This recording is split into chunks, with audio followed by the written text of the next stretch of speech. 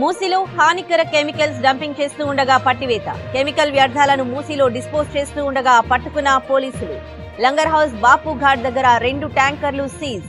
బాల్నగర్, షాద్ నగర్, కొత్తూరు ప్రాంతాల్లోని కంపెనీల గుర్తింపు. ప్రత్యేక మ్యాన్ హోల్ ఏర్పాటు చేసుకున్నట్లు గుర్తింపు.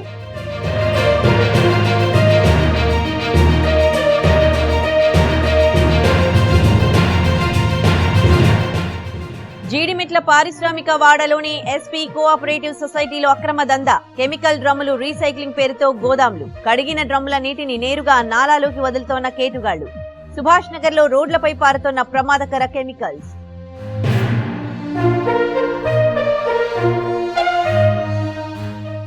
జూ పార్క్ ఫ్లైఓవర్ పనులను పరిశీలించిన హెచ్ఎండిఏ, జీహెచ్ఎంసీ అధికారులు. అరాంఘర్ నుంచి జూ పార్క్ వరకు నిర్మించిన వంతెన.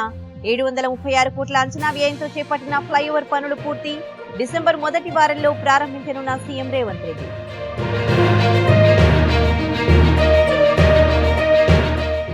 నేడు కాళేశ్వరం ముందుకు 15 మంది ఏఈ నుంచి ఈఈ స్థాయి ఇంజనీర్లు. మొదటి రోజు 18 మంది ఇంజనీర్లను విచారించిన కమిషన్ చీఫ్ జస్టిస్ చంద్రఘోష్.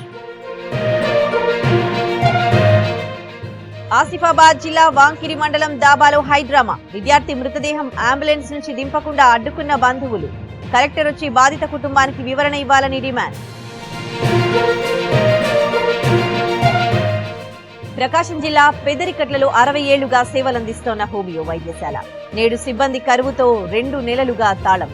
వైద్యం కోసం హాస్పిటల్ చుట్టూ తిరుగుతోన్న వృద్ధులు, గ్రామస్తులు.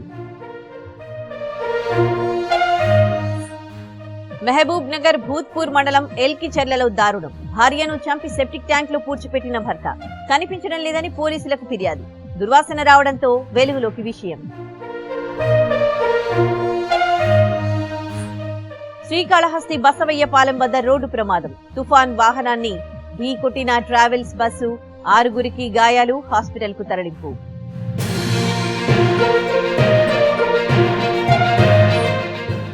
ముంబై దాడుల్లో అమరులైన భద్రతా సిబ్బందికి నివాళులు. స్మారకం వద్ద నివాళులర్పించిన governor CP Radhakrishna, Eknath Shinde, Fadnavis, Ajit Pawar. Chennai Apollo హాస్పిటల్లో చేరిన ఆర్బీఐ గవర్నర్ శక్తికాంత దాస్. గుండె నొప్పి రావడంతో హాస్పిటల్లో చేరిక. సీనియర్ వైద్య బృందం పర్యవేక్షణలో చికిత్స.